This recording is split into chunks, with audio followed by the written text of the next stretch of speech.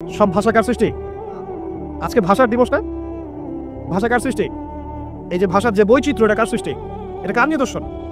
আল্লাহর নিদর্শন। এই যে আমরা কথা যে বলতে পারি, কার নিদর্শন? আর রহমান আল্লামাল কোরআন খালাকাল ইনসান আল্লামাহুল বায়ান। কথা বলা কে শিখিয়েছেন?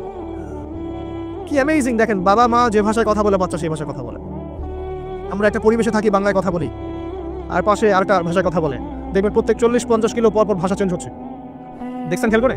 ভাষা চেঞ্জ হচ্ছে। কি অ্যামেজিং বিষয়! এমনও মানুষ আছে যারা এমন ভাষায় কথা বলে আমরা বুঝি না কি ভাষায় কথা বলে।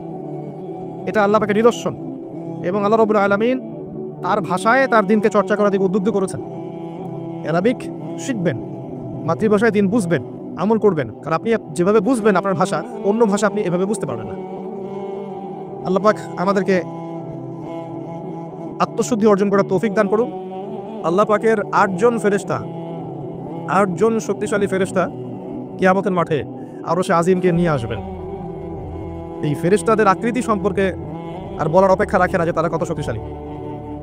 কিয়ামতের মাঠে এই ছায়া ছাড়া অন্য কোনো ছায়া থাকবে না।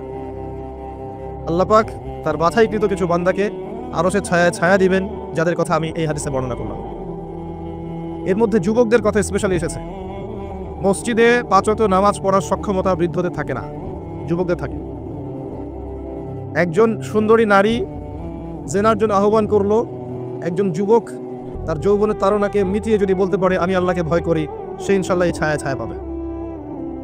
এবং একজন যুবক যদি তার যৌবনকালটাকে আল্লাহর পথে মিলিয়ে দেয় এবং আল্লাহর ইবাদতে কাটিয়ে দেয়, ইনশাআল্লাহ কিয়ামতের মাঠে সে আরশের ছায়ায় ছায়া পাবে। এখানে বেশিরভাগ বিষয়গুলোই আমাদের যুবকদের সাথে সম্পৃক্ত। এমনকি যে দুই ব্যক্তি পরস্পরকে ভালোবাসবে আল্লাহর সন্তুষ্টির জন্য, এখানেও দেখা যায় এই ভালোবাসার ক্ষেত্রে যুবকরা অগ্রগামী হতে পারে। কিয়ামতের মাঠে 5টা প্রশ্ন হবে অতিরিক্ত। কবরের 3টা প্রশ্নের পরে কিয়ামতের মাঠে আরো 5টা অতিরিক্ত প্রশ্ন হবে। প্রথম প্রশ্ন হচ্ছে তোমার সারা জীবন কোন কাজে ব্যয় করেছ।